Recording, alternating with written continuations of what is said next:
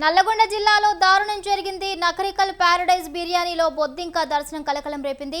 బిర్యానీని ఇంటికి పట్టుకెళ్లి తింటుండగా బొద్దింక దర్శనం ఇవ్వటంతో కస్టమర్ షాక్ అయ్యాడు. బిర్యానీ తిన్న కస్టమర్ కుటుంబ సభ్యులు తీవ్ర అస్వస్థతకు గురయ్యారు.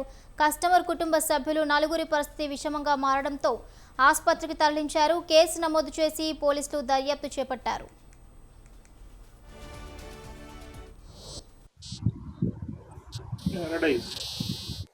ఫ్యామిలీ బ్యాగ్ తీసుకుని ఇంటికి వెళ్తే అది సగం తిన్న తర్వాత బొద్దింక వచ్చింది సార్.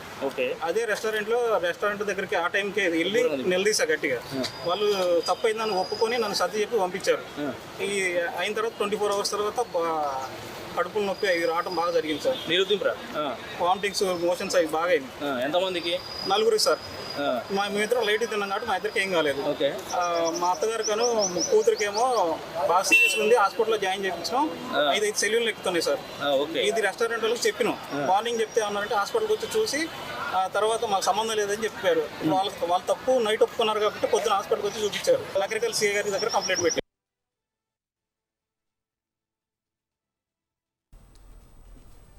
ఇక దీనికి సంబంధించిన పూర్తి అప్డేట్స్ మా ప్రతినిధి సైదులు అందిస్తారు. సైదులు. రైట్ భవాని, నల్గొండ జిల్లా నగరికల్లో అయితే పేరడైజ్ హోటల్ ఏదైతే ఉందో ఈ పేరడైజ్ హోటల్లో బిర్యానీ తిన్నటువంటి నలుగురి పరిస్థితి అయితే విషమంగా ఉన్నట్టు తెలుస్తా ఉంది. గత 3 రోజుల క్రితం ఇనుపాలో చెందినటువంటి గురుప్రసాద్ అనే కస్టమర్ పేరడైజ్ హోటల్లో బిర్యానీ ఆర్డర్ చేసినటువంటి పరిస్థితి ఉంది. ఈ నేపథ్యంలో పార్సల్ తీసుకెళ్లినట్టు కూడా తెలుస్తాం.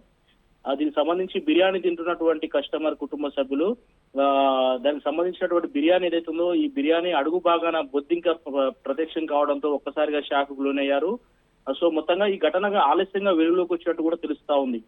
బొద్దింకకు సంబంధించినటువంటి కలుషితమైనటువంటి బిర్యానీ తిన్నటువంటి నలుగురిలో ఇద్దరికి వాంతులు విరేచనాలు కాగా మరో ఇద్దరి పరిస్థితి మాత్రము విషమంగా ఉన్నట్టు డాక్టర్లు ఇప్పటికీ చెప్తున్నటువంటి పరిస్థితి ఉంది.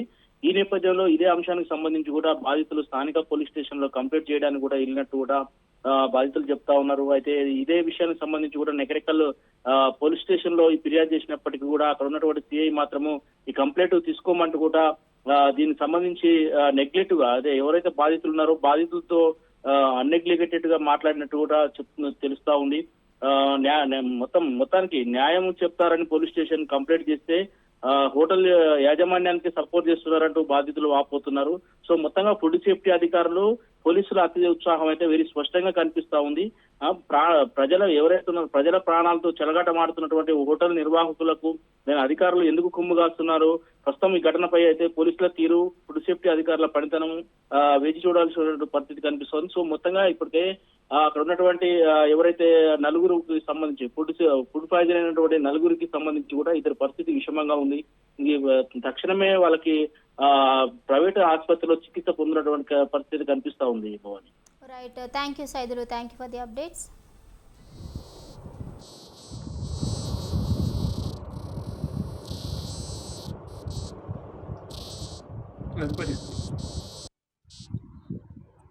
Paradise.